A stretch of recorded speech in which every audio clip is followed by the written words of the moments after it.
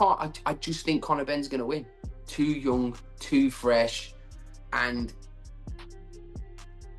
although, listen, Eubank, it took a lot for him to come back after getting viciously knocked out by Liam Smith to come back and beat Liam. I just think the fight's happening at the right time for Conor Benn. I think the fight's happening at the right time, and I favour Conor Benn in the fight.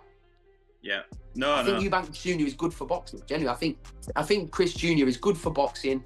I think that if he was promoted by a Frank Warren or an Eddie Hearn back in the day when he turned pro, he would be an even bigger star than what he is now because of how he is. He's funny, like he's mild. He's quite funny, isn't he, Eubank Jr.? He speaks well. But yeah, I think he's good for boxing, but I just think Conor Benn's going to... I'd have said Conor Benn, so I'd have to lean towards Chris. For what reason? Because his last fight, I wasn't impressed, but he's been more active, he's been busier, and so therefore you've got to lean towards... I would lean towards Chris for that reason. If Conor's career had carried on the way it carried on, then I'd say Conor, because I think he was one of the fastest developing fighters I'd ever seen in the UK at that particular time. So I just think that time out, I think we've lost an important period in Conor's development as a fighter. Eubank Jr. Conor Benn fight does absolutely nothing for me. Really? Yeah, Chris Eubank Jr. lost to George Groves, he lost to Billy Joe Saunders, he doesn't box, he boxes once a year. He looked terrible in his last fight. He was slow with his jab, he was leaving his chin in the air, his balance looks like it's gone. He's 36 years old, talking about fighting Canelo Alvarez and taking on all these top... He was talking about Triple G for a while, who's now gone 40 and retired. Conor Benn? What's Conor Benn done? Not a lot, to be fair. He beat Chris Algieri and failed, he's failed that drugs test. We're not seeing him do anything. Yeah. He's fought nobody, he's not developed. He's not developed, he's done nothing. So for Conor Benn to jump in there with Chris Eubank Jr., the only reason that fight would be close is because they're probably going to drain Eubank down to 160, a middleweight. And then, but Conor Benn's having to come up from 147. Yeah. So gap there. It's not an exciting fight. It don't prove anything. Yeah, I've enjoyed it. I think everyone's enjoyed the build-up to the fight. I just hope that the actual fight builds up to what everyone's expecting, a proper fight between them both. What are you doing if someone slaps you in the head with an egg to face off?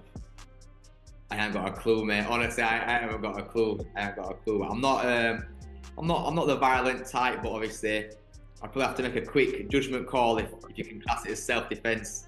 I reckon you'd pass for self-defense. Depends how quick security can grab you. If I say it's too much, I think it'll be alright at the weight. But I just think that Eubank will be the much bigger man, and I think Eubank's fought at a much higher level than Ben has. I think that's all it is, and I think Eubank will probably win on point. He's got that tenacity, that hunger. He's got that proper dog in him, hasn't he? So it'll be hopefully it makes out to be a good fight. I was a bit concerned about Eubank's mental state because smash an egg into someone's face, you're not in a good place. So hopefully it's just because of emotions and But yeah, it did concern me because people like all this about boxing. I don't like that side of boxing. I don't think you need to do any of that trash talking or all the acts. Obviously it's got everyone talking about it, but for Eubank to do that to him shows he's not in a good place for me. But it's down to them what they do and how they do it. So, but for me personally, I don't like watching things like that. Wait, I mean, look, Eubank's playing a blinder for the promotion of the fight. I mean, a little bit annoying. I mean, unfortunately, if I could fight, I'd want to give him a slap myself, but that's not going to happen. So, Conor's fired up. I mean, honestly, I've never seen someone put themselves through what he is putting himself through in training camp.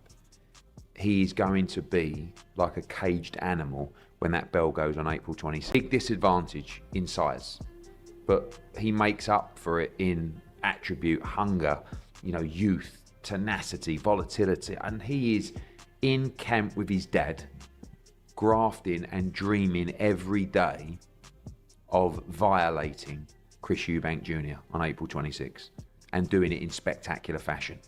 And I can't. When I say I've got to give credit to them, I do give him credit because he's tough. Do you know what I mean? And let me bring this up, Andy. Let me bring this up about Eubank Jr. No one gives him credit for how nonchalant he was when he lost to Liam Smith. He said it was a punch from the gods. we were like, no, it wasn't. You got starfished. But guess what? In a rematch, he had the same energy. He had and the same approach for the first fight. He had that nonchalantness, that approach that I'm gonna beat you regardless. Even though he had been knocked out a few months before, he came to Manchester, was booed by 1 million people. I was there, and he came out and it's not spoken about so much. Like, the credit isn't given enough to him. How he bounced back from that upset, came in a rematch and beat the guy, stopped him. It's not enough credit there. And for Conor Benn as well, fights like his dad, so you can't say much there. Do you know what I mean? The will is there, the willpower is in there. So when I say we got to give these two fighters credit, we genuinely do, because it's a tough sport, and they've been in tough fights, they've come out on top, and now they're creating this big fight in April. Again, another historic fight. You know, wow. Again, I don't like sitting on the. I'm gonna sit on the fence on that one, and I'm close with both parents. You know, I'm gonna sit on the fence. All I can say on that one, may the best man win. It's gonna be a terrific fight. The only way I see someone, I've said this loads of times as well, weight divisions for a reason, and a good big one always beats a good little one. And I just feel like Eubank, the only way Eubank will lose is if he's weak at the weight, and that might be the reason why he's weak at the weight. So it could be a big part of it. Who do you think wins? What's your prediction on that fight? I just feel like Eubank's the bigger guy, and if he's strong at the weight, then I feel like he should win. But that's the big question: is he going to be strong because of the club? Got to say, Eubank Jr. is a pretty strong favourite. But I was speaking to Nigel Benn at the press conference at Tottenham Hotspur, and I thought I better not sit around him too long, because his confidence, he was that confident that he almost swayed me. You know, it's very infectious when you've got someone totally believing in themselves or their son, who cannot see any other way but them winning. You know, it can be, like I say, contagious, infectious, whatever. So I think, look, cold light of day, I think you've got to say Eubank Jr. is the favourite. I think it's going to be a great fight.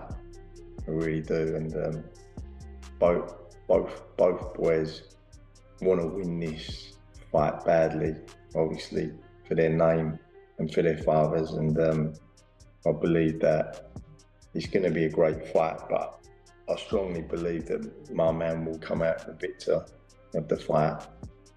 And but I'm looking forward to it. It'll be a momentous occasion, and I'm sure all the fans are looking forward to it as well. And I'm sure as a boxing fan that everyone will be tuning in to watch it as well. I think Chris Eubank Jr. has to start the favourite. He's the bigger guy of the two. He's been the more tested of the two. He's boxed at a higher level. Conor Benn has had his troubles outside of the ring with the 2 foul test that put him inactive. I mean, I know he had a couple of low-key fights, but not very active, not as active as he'd like to have been. He was boxing at 147. This is now up at 160. Anyone that will think, well, it's not that much of a jump. Trust me, it is. For boxers, it's a huge jump. And Chris is a guy coming down from 168. He boxed George Groves at 168 in the World Super Series. And, you know, he boxed him at 168. He come back down to 160. I never really fancied him at super middle, though, did you?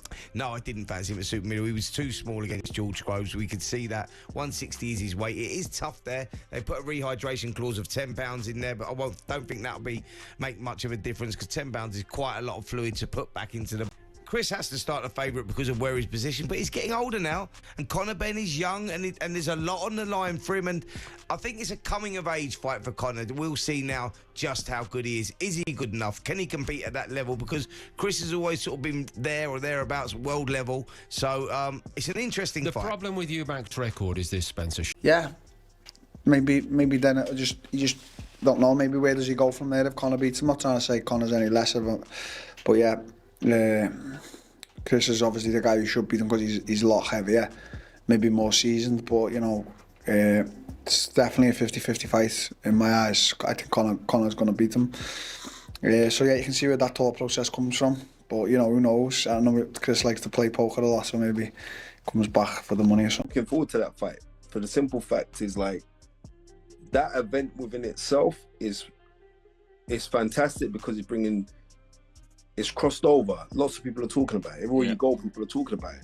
There is nothing wrong with that. That's absolutely excellent. Plus, I can remember when the two fathers first fought, and the second time is when they fought in October of of '93. But when the fathers first fought, when they first went at it, I remember that fight clearly in my head. It was a Sunday night.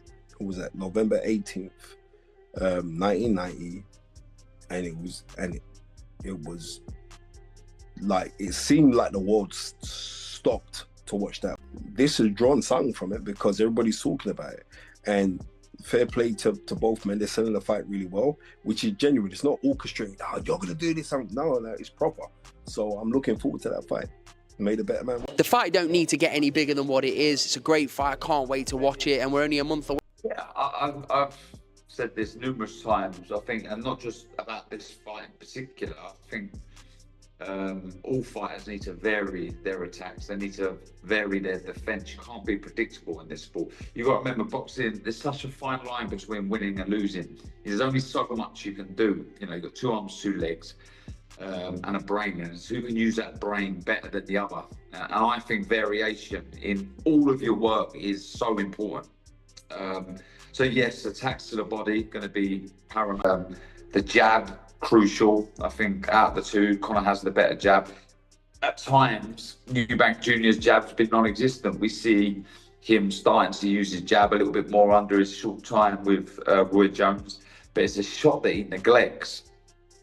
So yeah, I think variation, certainly from Conor Benn, is going to be much needed on April 26th. Turn for Eubank is the amount of weight this boy's got to cut to come down to, I think the fight's made at 160 pounds, is that right? Right. So he's got to come down from 100, from whatever his walking round weight is. Let's say he walks around at 180 pounds when he's out of training. That's like 20 pound weight difference, right? That he's got to lose. It's not safe. It's not. He can't possibly be at his physically strongest. He can't. And he's really putting himself on the line, right? Because when your weight weakened, I know I've been weight drained in fights previously, so I'm speaking from a point of reference. When you're weight drained, it doesn't matter what you eat on the day, it doesn't make you strong. As fight night gets closer, boxing experts and former champions have shared their thoughts on who will come out on top between Chris Eubank Jr. and Conor Benn. Some believe Eubank Jr.'s size, power, and experience will be too much for Benn to handle. They say that moving up 2 weight classes is a huge challenge, and Benn might struggle against a naturally bigger opponent. If Eubank Jr. uses his strength and controls the fight, he could dominate and win by knockout or decision. On the other side, many believe Benn's speed, aggression, and hunger will help him overcome the size disadvantage. They argue that if Benn applies pressure, stays sharp, and avoids Eubank Jr.'s big shots, he could outwork him and win on points. This fight is more than just a contest. It's a battle of skill, strategy, and heart. Both fighters have something to prove, and neither will back down. Whether it's Eubank Jr.'s power or Benn's relentless drive, one thing is certain. This fight will be explosive. Who do you think will win? Will Eubank Jr.'s size be the difference, or will Benn pull off an upset? Let us know your thoughts.